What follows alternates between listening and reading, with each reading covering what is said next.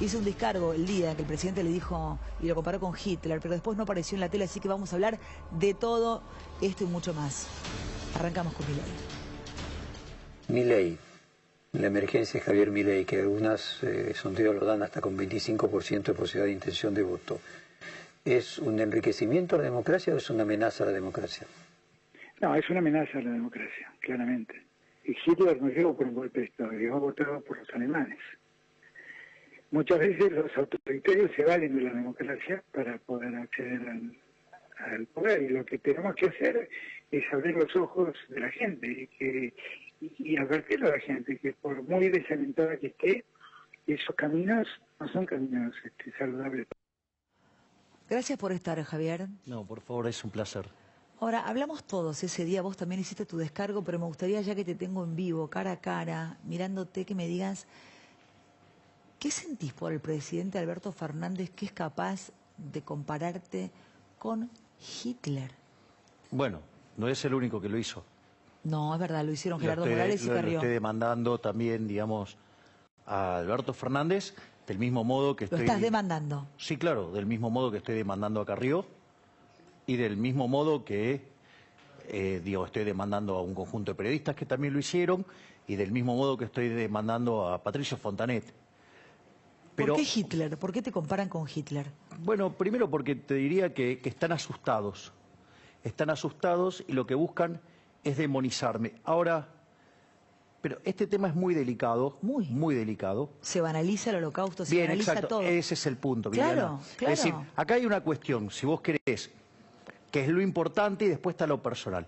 Acá lo importante es que se está banalizando el holocausto. Están haciendo una referencia a un individuo, me cuesta ponerle una definición a ese ser nefasto, que buscó el exterminio del pueblo judío. El holocausto además incluyó, más personas, fueron 11 millones de personas, pero lo que buscaban era el exterminio del pueblo judío. Entonces, hacer esa comparación, saquemos la cuestión personal, es de una gravedad enorme, ofende, la memoria de 11 millones de seres humanos, de sus familias, ¿me comprendés? La gravedad que tiene, es decir, yo, ¿sabes qué? Pero lo hace por basura, lo hace por bruto, lo hace por ignorante, ¿por qué lo hace? No, yo creo que lo hacen con... yo creo que estamos frente a un fin de ciclo y estamos frente a un cambio de época y la corporación política, sea de un lado o del otro, no se están dando cuenta. Es decir, Argentina lleva una degradación de más de 100 años que ha hecho de que Argentina debe ser el país más rico del mundo, hoy sea 140 al tipo de cambio paralelo. Es más, Argentina tiene 40% de pobres, tiene 10% de indigentes, o sea, el dato de indigentes es tremendo, porque vos estás diciendo que tenés un país que produce alimentos para 400 millones de seres humanos. El fisco le roba a los argentinos, al campo, 60%. Quiere decir que se lleva el alimento de 240 millones de seres humanos. ¿Y cómo puede ser que entonces hay 5 millones de argentinos que no le alcanzan para morfar? ¿Me comprendés que hay algo que anda mal? Es decir, cuando vos mirás, a todos los argentinos les va peor y a los únicos que le va bien es a los políticos. Entonces después, ¿sabés qué? La gente, tiene razón en estar enojada y debería estar muy enojada. ¿Estás hablando de lo que pasó con el colectivero, por ejemplo, en La Matanza? Bien, pero es que lo que pasó con Sergio Berni, que ellos dicen que es una operación de Patricia Bullrich. Pero tan adormecidos están los políticos, la famosa casta, que no pueden entender que el enojo de toda esa gente es un enojo genuino, que es el dolor de una familia y de una familia de colectiveros que estaban desesperados porque ya les mataron a un montón de colectiveros. ¿Tu viejo era colectivero? Mi papá era colectivero. Me acabo de acordar. Porque ayer yo decía, Cristina Fernández de Kirchner tuvo un papá colectivero. Y vos también. Yo también. Pero por eso lo que digo es... Pero ¿qué les pasa? ¿Qué le pasa a la hija del colectivero de la realidad, que se desconectó de todo? Toda la casta política está desconectada de la realidad. Perdieron el contacto total con la realidad. A ver, vamos a ponerlo en estos términos. Vos no lo podés mirar como un hecho puntual, esto lo tenés que mirar como un caso, digamos, de algo estructural. Vos fíjate esto, vos tenés algo que falla hace más de 100 años. Y eso se manifiesta. A ver, el Estado funciona como un seguro. Por ejemplo, entonces vos te asegurás la seguridad. El país es un baño de sangre. Vos te querés asegurar la salud. Digo, durante la pandemia, este gobierno criminal, ¿sabés que si hubiéramos hecho las cosas como un país mediocre, deberían haber muerto 30.000 argentinos, murieron 130.000? ¿Te das cuenta que este gobierno asesinó a 100.000 personas con su negligencia? Vos me decís, bueno, me vas a dar educación.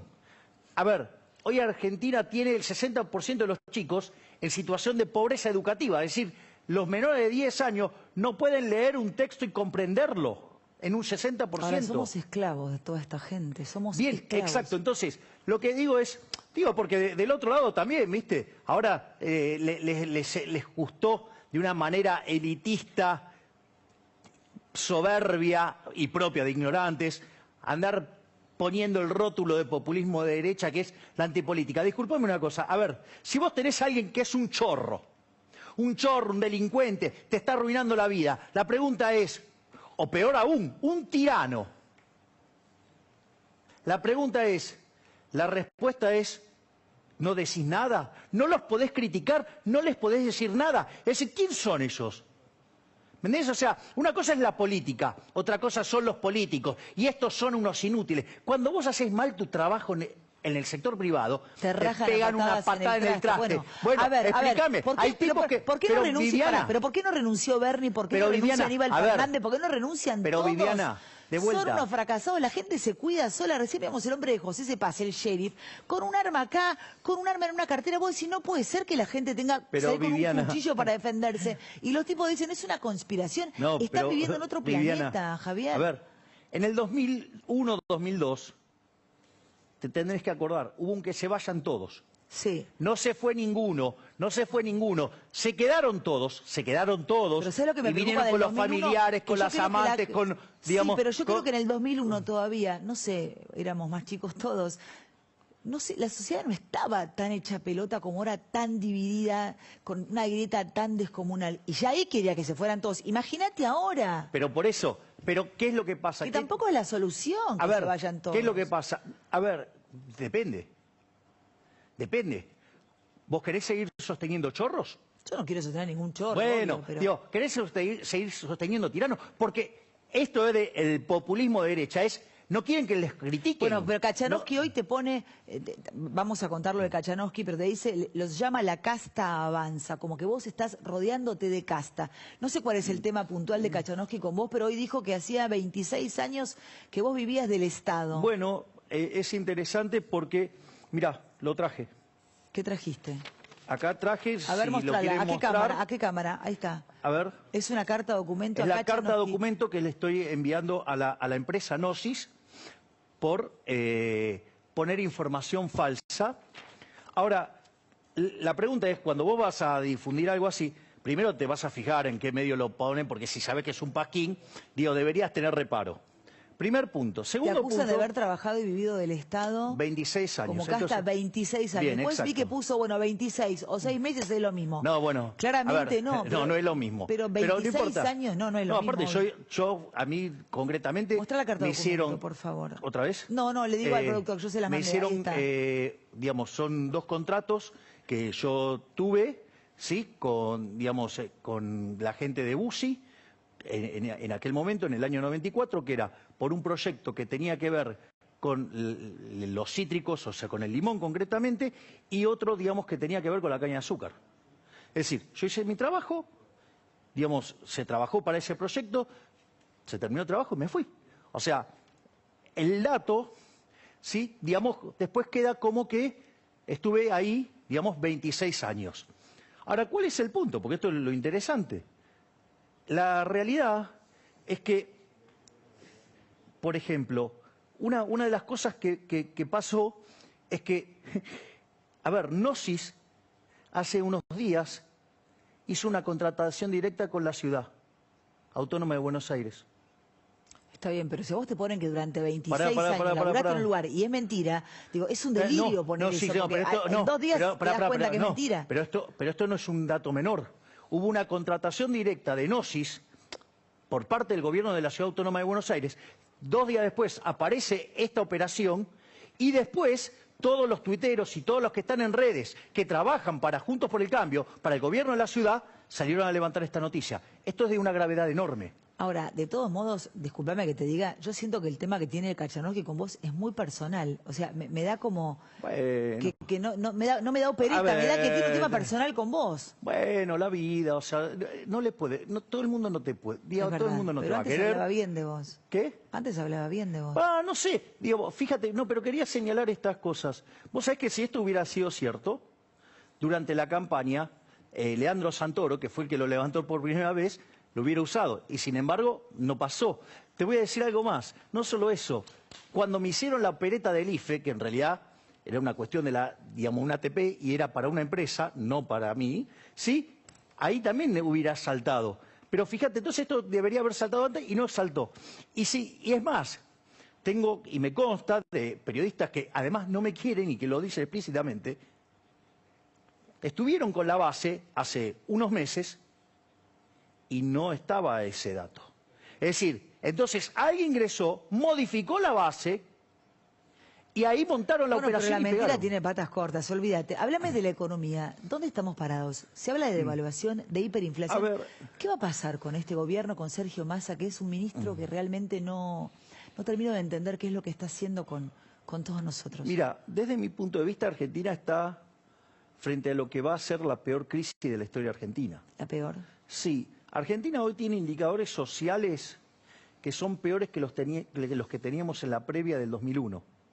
Para que te des una idea, o sea, si vos corrigieras la tasa de desempleo y no, digamos, o sea, metiendo monotributo social, metiendo empleados públicos extra, cuando vos lo modificás, te puedo asegurar que esos trabajos son, digamos, es cuestionable el número de desempleo argentino, claramente. No solo eso. Digo, tenés más pobres, tenés más indigentes, evidentemente nuestros salarios en dólares, digo, son menores que los que teníamos en aquel momento. Después vos tenés un problema de índole monetario. Cuando vos ponés restricciones en el mercado de cambios, a vos te aparece un exceso de demanda de dólares, o sea, el tipo de cambio oficial todos quieren. Eso, digo, tiene consecuencias enormes en el resto de la economía, que implican altas tasas de interés, deterioro en el nivel de actividad, deterioro en el empleo, deterioro en los salarios reales. Pero al mismo tiempo, vos tenés los pesos, querés salir del sistema y no podés. Eso se llama sobrante monetario. Eso pasó 2 veces en Argentina. Pasó en el 59 y en el 75. Hoy, ese desequilibrio, hoy, es peor que el que teníamos en la previa al Rodrigazo. Pensá que en el Rodrigazo la inflación se multiplicó por 6 y la pobreza por 5. A ver, multiplicar la inflación por 6 sería llevarla a 600. Y multiplicar por 5 la cantidad de pobres no podés porque no te dan los números. ¿Qué quiere decir eso? Que ahí tenés un desastre social. Y el otro problema que vos tenés, que es todavía mucho más grave, que es el que tenés en el Banco Central. El Banco Central, para tratar de que haya presión en los precios con la cantidad de dinero, lo saca esos pesos de la calle con un instrumento que se llama LELIQ. Lo saca y paga una tasa de interés. Esa tasa de interés hoy es del 107%. Quiere decir que eso además cada año se te duplica, por decirlo de alguna manera, con lo cual el efecto bola de nieve es tremendo. Ahora, mirá esto, porque es interesante. La relación entonces entre esos pasivos remunerados, llamados LELIQ, contra la base monetaria, hoy esa relación es más alta que la que teníamos a inicios de 1989, la hiper de Alfonsín. O sea, 5.000% de inflación en mayoristas. ¿Qué quiere decir esto? Que tenés todo para estallar. Y el tamaño del estallido va a ser enorme. ¿Y a qué se dedican los políticos? A mirarse el ombligo. Vos mismo lo estás diciendo. Pero, Javier, están todos peleándose a ver cómo se reparten el queso. Javier, sí, Jorge. Pero perdón, el estallido va a ser tremendo ¿cuándo? ¿Cómo? ¿Dónde? Claro, ese es el punto, porque todos estamos hablando, Javier, porque lo hablamos desde el temor de que suceda. Claro. Todos hablamos de que va a haber un estallido, de que esto es una crisis tremenda, y nadie termina de definir bien la idea. ¿Cómo la ven? ¿De qué hablamos de un estallido? Hablamos de gente vamos por parte, Jorge. Te voy a pasar una frase de Dornbusch. Dornbusch decía, las crisis tardan en estallar mucho más de lo que nosotros creemos. Ahora, cuando estallan, El tamaño es mucho peor. Primera referencia. Segunda referencia. Los modelos de crisis y balance de pago de primera, segunda y tercera generación. Los de primera generación, hay una parte de esos modelos que determinan el momento de la crisis. Yo me hice famoso con eso. Pero esos modelos no es que sirven para determinar el momento de la crisis, sirven para saber si el momento de la crisis se acerca o se aleja. ¿Y en qué estadio estamos? Muy cerca, muy cerca. Entonces, ¿qué quiere decir esto? Ahora, que esto es el elemento que me parece central sobre lo que pregunta Jorge y preguntas vos, Viviana. ¿Qué es lo que lo detona esto? Sí. Esto se detona por caída de la demanda de dinero. Es decir, salimos todos desesperados a comprar dólares, por decirlo de alguna manera. Hay gente que va al cajero y dicen que no tienen plata. Me ha pasado con 2 amigas. Che, fui al cajero, no hay plata. ¿Sabés algo? Me dicen, le digo, no tengo la menor idea, igual lo que tengas, sacalo. Yo visto sacalo. Me dicen, no encuentro, no, claro. Pero fíjate esto, porque esto es lo interesante. Entonces, esos episodios de caída de la demanda de dinero, sí. ¿Qué es lo que lo detonan? Y esos episodios se detonan básicamente con crisis políticas. Claro. Y están todo el día jugando con esto. Perdón, que iba a decir otra cosa. Sí, no, pero es que es así. Entonces, vos fíjate, decís cosas todas peores. las peleas...